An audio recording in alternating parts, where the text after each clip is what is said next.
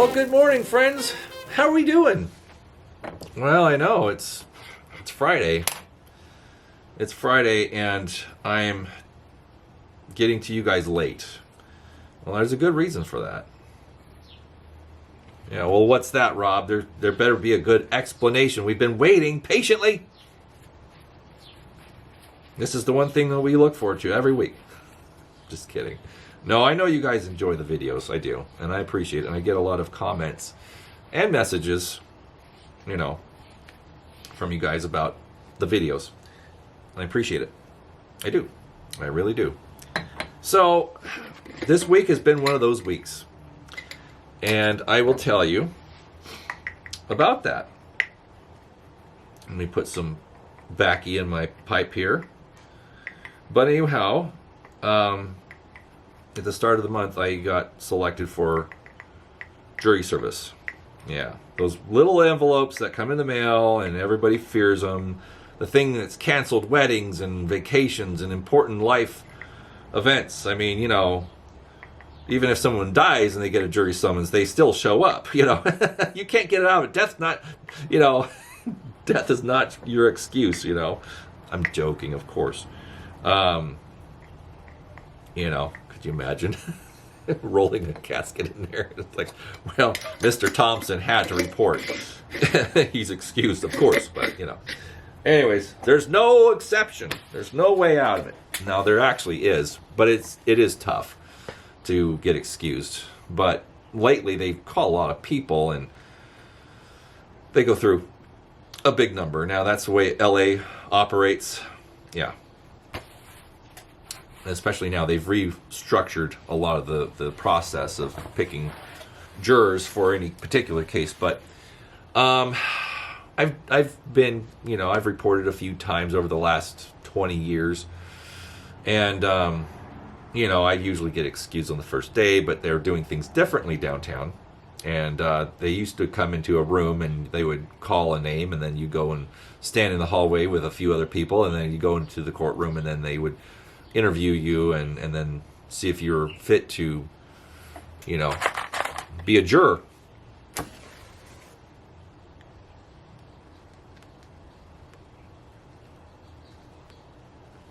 Mm-hmm. Yep. But not this case. They wanted us there for 3 days. Just to interview and select and go through the whole process of picking the people that each side and the judge felt were worthy and impartial. Mm-hmm. But it was interesting because, they all ushered us down. They picked 80 people, and they sent us all down to Spring Street. And for those who are not familiar with Spring Street in the city of Los Angeles, that's where City Hall is. And next to City Hall is the Superior Courthouse, which is huge. It's a big building. Mm-hmm. And if you ever watched, I would say, what TV show? Dragnet, maybe Perry Mason, or other films of the 40s and 50s, you'd probably recognize this structure. It's iconic. It was built in 1937. Mm-hmm. But it's amazing. And it's all mostly original in the lobbies, the hallways, and the courtrooms are still the same. They're still original. Of course, they've been updated electronically. They have computers and modern conveniences now, but the interiors are still intact and beautiful. They were maintained. Mm-hmm. It's on the historic register.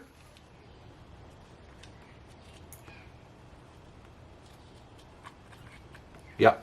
So there's still one level. It's mostly a federal courthouse now, but there's a few floors that are still used by Los Angeles Superior Court.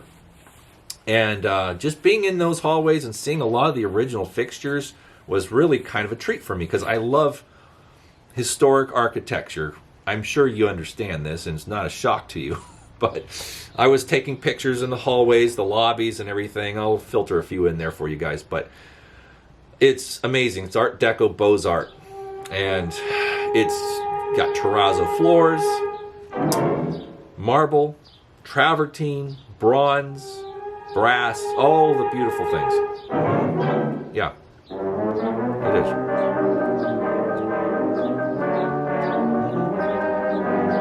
It's really great. So that part was fun, and I always kind of secretly wanted to go into this building just to take a look. But now you have to have a reason to be there. You can't just walk right in and just go looking around. You have to be there for a reason, and that's the reason: jury service, or you got a case to settle, or a criminal case, or civil, or whatever. But anyway.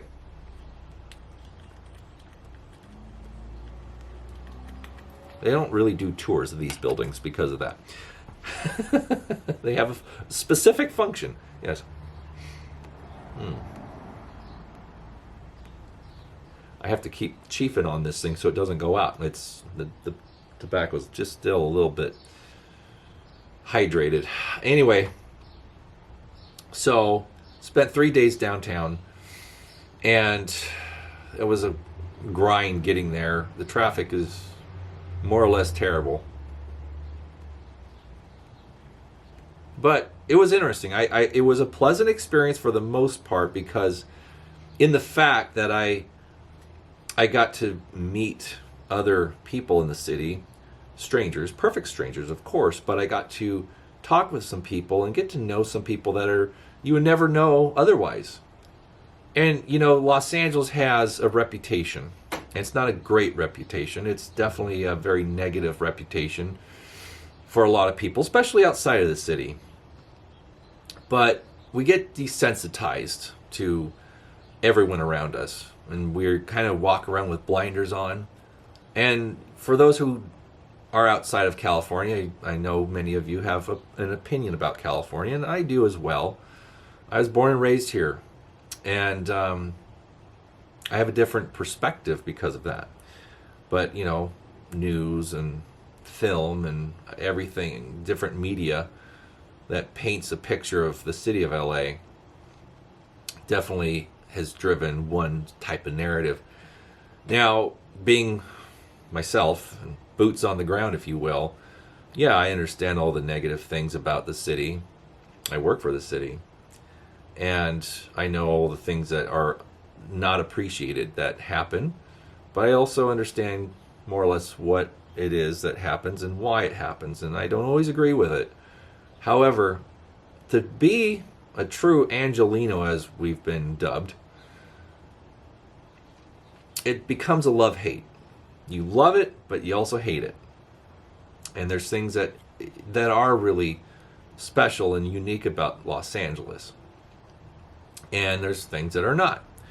But it's the things that are special and unique that I find that I gravitate to. And I've had some very interesting experiences in Los Angeles that I couldn't have had anywhere else. And I'll share some of those in another video, but I should do a video just on LA, because it is an interesting topic. It is. But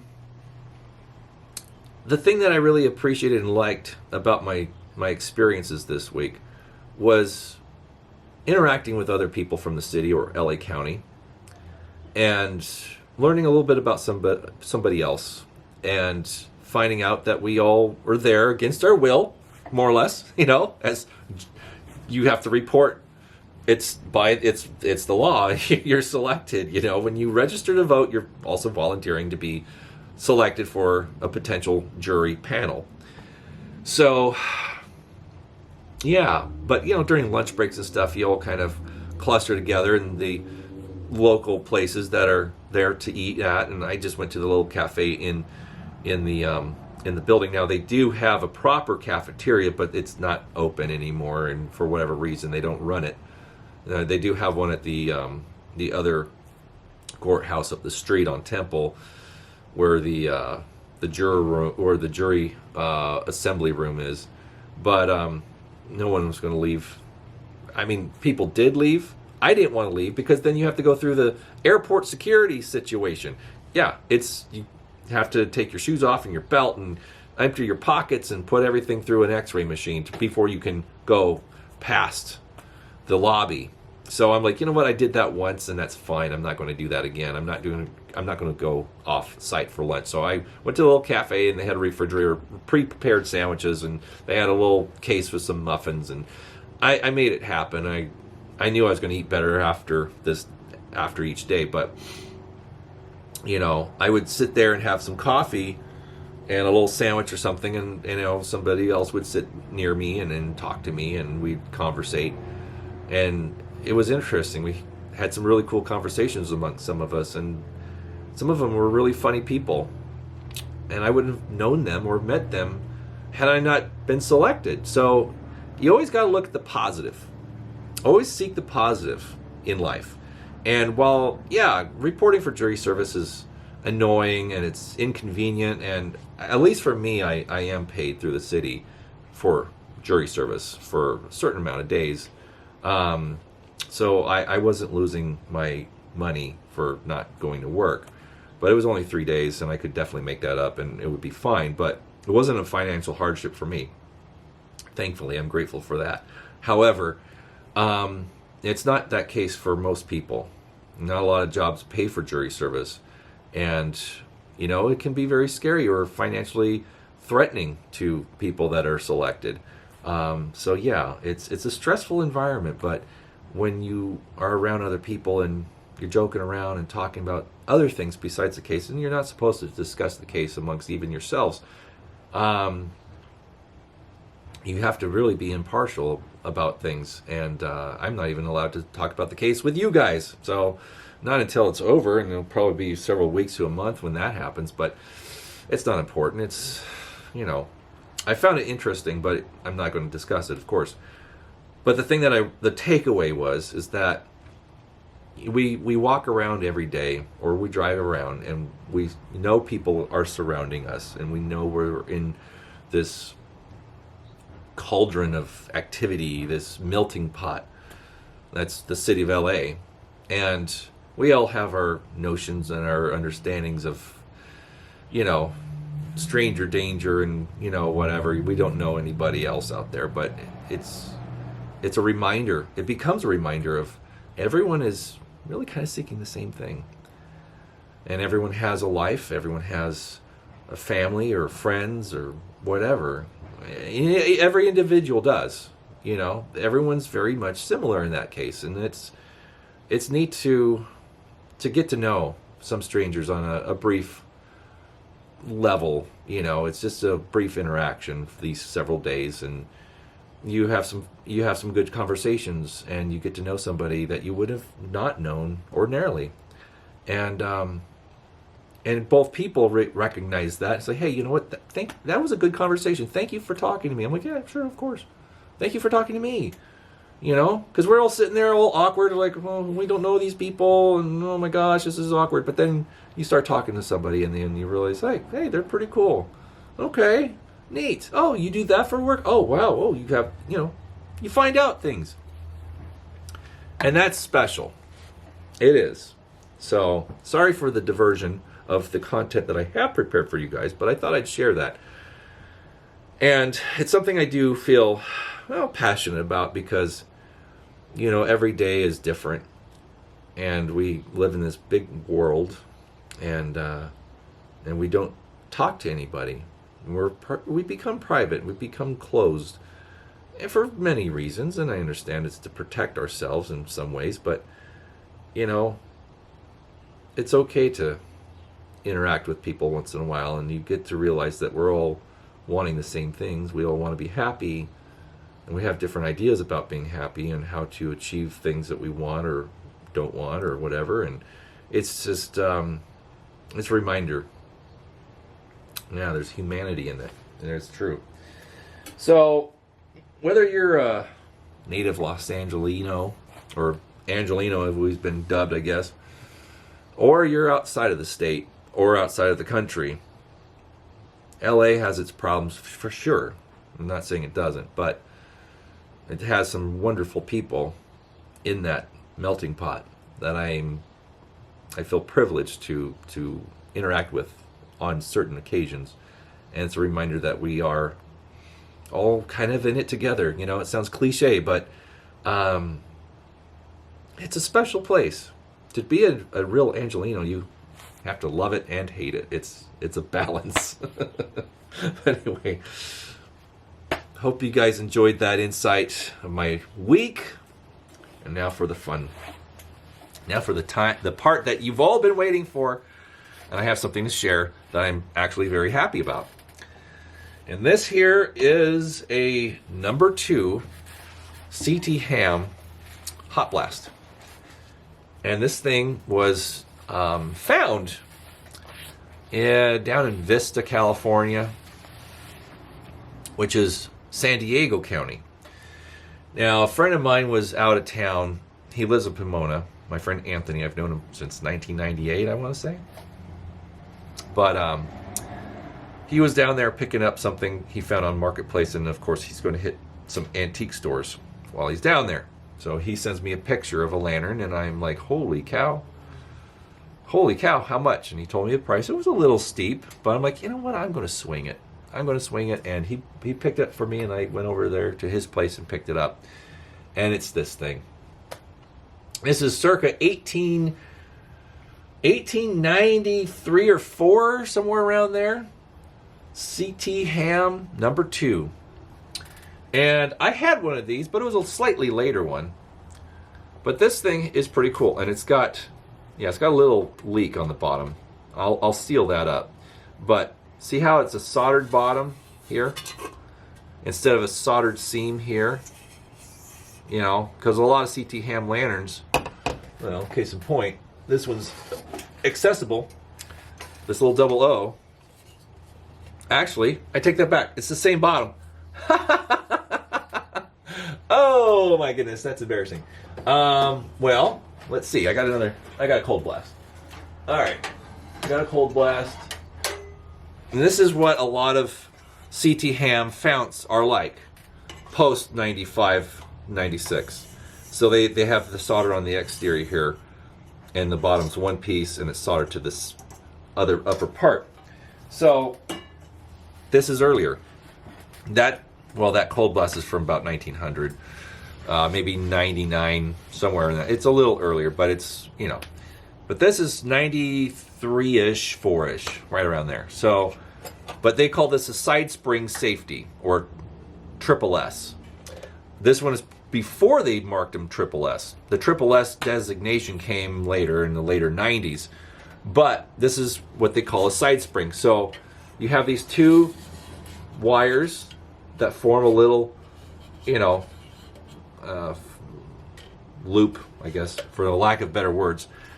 But the whole design is that you lift up, or you push up on this, okay, and then the side springs, which is spring steel, these little guys down here, they cup the lower part of the globe, and it's there, and it stays up, so you can light your wick, okay? Now this is a really fun lantern, and I like this generation, but this is something special or unique about this one. It's kind of funny. Now I want to say somebody had to disassemble this to a degree to repair it, and they put it together backwards, because there is some definite generous solder right here that looks like it's been ground down a little bit. That's how it looks to me. And it was done a long time ago. Because you see there's some damage here. Okay, see that? There's some damage there. Yeah. So at some point this was compromised. There's some pretty generous solder up here on this side. So this thing did come apart at some point, and they put it together backwards, because the fuel cap side with the regulator side, this is the back of the smoke bell. This should be over here, because now over here on the opposite side of the fount, you have the retaining clip tab and the lift, the little loop in the lift wire here. So it's backwards. It's kind of annoying. It's not very convenient, but yeah, I mean, maybe it was assembled that way. Or maybe it was just, you know, if they took the tubes off and they weren't paying attention when they put it back together and like, oh well, it's together, so it still works. But anyways, it could use some work. Solder is, you know, compromised on the top of the smoke bell, but it does function. And we'll light it up. There we go. There we go. Okay. Cool. But anyways, it's a beautiful piece. Now, this has the 2-piece cone. Actually, let me, should I put it out? But anyways, yeah, let's put this out because I don't want to get it too hot before I take it apart. So, yeah, this is tricky. Now, see these wire guards? A lot of times, I know some of you CT ham fanatics know that these are missing on a lot. Now, the one I had prior to this, back in 23, it didn't have these. It was missing. But you see these little bumps here, these little notches, and it just snaps into place. Well, we understand that the slightly earlier globe guards slipped over on the exterior, and you could just lift them right off. I have that finger lift, that early finger lift CT ham with the slip over cage. Yeah. Anyways, so we're going to take this apart a little bit, and it's a little tricky. There we go. Okay. Okay. It's a globe, and this is a beautiful globe. I've had this one. It didn't come with this globe. It came with an unmarked globe, but this one is, you know, marked Ham's number O tubular, or Ham's number O tubular. So it's I would say more or less the correct period for this lantern, but I'm not an expert on all the different styles of marked globes for Ham, but I've kind of got a decent handle on it. But anyways, this globe guard just snaps right out, just like that. And these are very rare. Very rare. It's hard to find them complete. That's why I kind of jumped on it, because it was intact and complete. Now the globe plate has a collar. This is 2 pieces. So it's got a bayonet lock, just like that. You can lock it in place, and then it lifts off, just like that. Now of course I made a video with the other one I had before, and I demonstrated this, but yeah. So then you have your brass cone. And you take that off, just like that, and there's your burner. That's how you disassemble this model, this generation. Now they kept the locking globe plate assembly thing. They kept this into the late 90s with this particular style lantern. And, you know, some people like it, some people don't. But I'll tell you, if you find one of these that's missing this globe plate assembly, very hard to replace. Very difficult to replace. It's not something I recommend. So usually when you find this generation CT Ham Hot Blast and it's missing the globe plate and the collar and everything, it's hard to find this part. It really is. So a lot of people just kind of, you know, they don't bother with them, because it's you know, kind of finding a needle in the haystack. Now there are some other collectors that have spares, and you'll have to pay for them. Absolutely, you'll have to pay for them, and it gets expensive. And people are like, well, why is this so expensive? I'm like, well, you're finding a part for a lantern that's 130 plus years old. What do you think? Nobody's making this stuff anymore. No. All right, so let's just snap this back into place. Oh. Easier said than done. Well, see, the lift wire is disconnected to the smoke belt, and that's something I have to fix. Yeah, come on. There we go. Okay. All right. Well, that's cantankerous. Anyways, now you know how it works, and now we can relight this and get on with the show. It's going to be a little longer video, friends, so bear with me. I had to, you know, talk about my week. Yeah. Anyways, there we go. Oh, you know what? I wanted. Damn it. I want to have the marked side facing the opposite side. There we go. Yeah, that's better. Okay. There we go. There.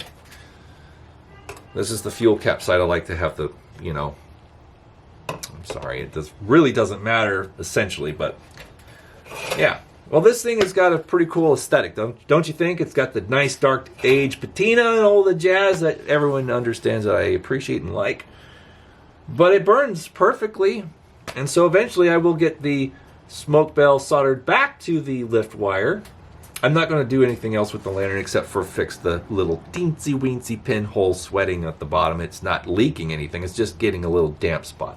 That's all. So it's not high on the priority totem pole. But yeah, so there we go. CT Ham number 2, Hot Blast. And it does burn very well. It's a good burner, and it makes a very nice light. And I enjoy it out here ever so often. Yeah, it's a good piece. But yeah, that's the latest and greatest out here, guys. Not bad, huh? Yeah, I think so. It's very enjoyable. So I will be seeing you guys again in another week. I hope that this was an enjoyable video for you guys. I hope that you enjoyed some of the updates and shares. And we'll find something to share next week. I'm sure I'll have something. But yeah, this was a special piece, and I just kind of had to have it, and I'm glad I did because it's really nice, and I like these early ham hot blasts. These D-tube guys, they're kind of fun. Has a really nice look about it, but you know, there you go. All right, guys, thanks again for tuning in and subscribing and liking the channel and all those usual YouTube things. And we'll be coming at you next week with another installation and you know, share, I guess. Take it easy, and we'll see you guys next time.